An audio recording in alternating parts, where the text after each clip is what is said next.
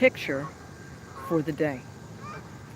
When I get up in the morning, I do my little exercises before I even get out of bed. Because then when I stand up, because I've done so much physical activity in my life, that my ankles need to be rotated. It's like my tires need to be rotated, but I got to do it every single morning. So I do my little Peter Egoscue rotation exercises in bed, 120 rotations, 60 each ankle, different direction. And then I get up and I go, brush my teeth, wash my face, all that stuff.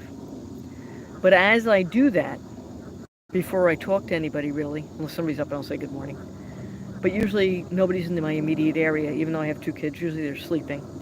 And my husband's usually reading something or he's off to work. So I'll do a coconut oil rinse so I don't say anything. And then I go and I look for positives.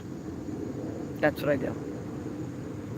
So I look for positives. I look at Norman Vincent Peale's book, Power of Positive Thinking. I have sitting on the kitchen table, and I just flip it open to any page. I just kind of do it. And whatever I see, I get hyper-focused on.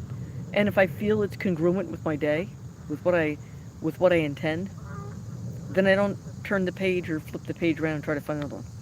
And the next thing I do, I have a Dr. Wayne Dyer never-ending calendar, and I flip it to the day, because I had that for 12 years or something crazy like that. And then I go downstairs to my business office, and this is while I'm doing my coconut oil rinse, leaving the stuff in for 10 minutes. And I have a little animal calendar, like all puppies, kittens, guinea pigs, and buns and bunnies. And I tear off the top sheet, put it on my little thing in front of my computer that's not on, say hello to my fish. I've got 6 fish. And then I take a look at the little puppy, kitten, guinea pig, bunny picture that's for the day. And then I have a little quote calendar that's a throwaway calendar. And I read the quote, and I wonder if it's congruent with me. And if it's not congruent with how I feel that I'm going to need it in the next day, or right at that moment, I put it aside. I say, put that in a parking lot and look at it later tonight. And then I have 2 quote books that are right next to, in between those calendars. And one's our founding fathers, and the other one is just famous things that people said, all different types of celebrities, rock and rollers, astronauts, presidents, foreign government dignitaries, all that.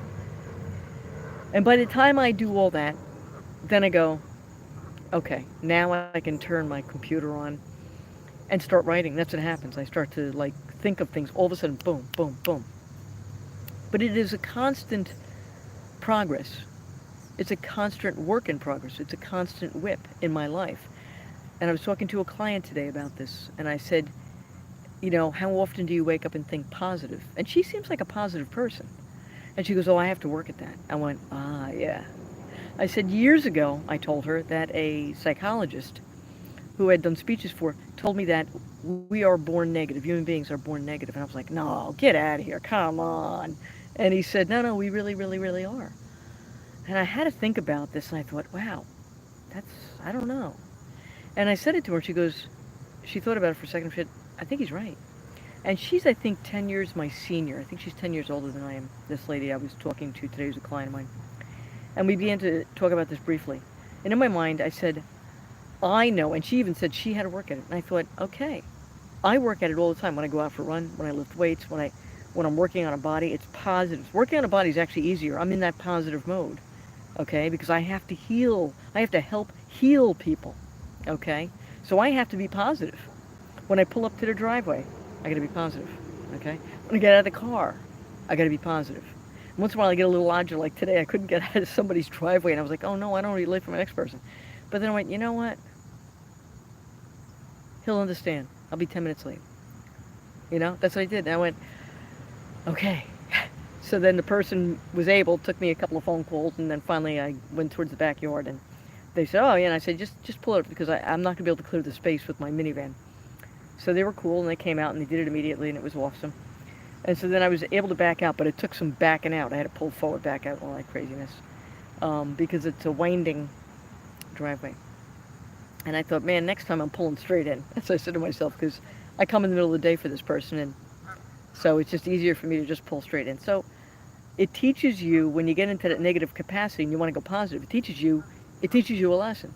It tells you, okay, why did you think that way? And how could you have parked differently? Or how could you have done that differently? And what are you going to do better next time? And the next time you see a driveway like this, so it's not just going to be at this driveway, but it might be at other people that you've never met before. You're going to be going to their home and they're going to have a different type of driveway. It's going to have more curves. What's the best way? And you're going to figure this out. That's what it does for me. So the geese are calling. I have to get rolling. I know dinner's on because I already made it. And food for thought. So think about that. Think about what you want to happen and believe in it, even if you can't see it. And look for something positive first thing in the morning. And then have a little faith. Have a great night. Stay safe and be well.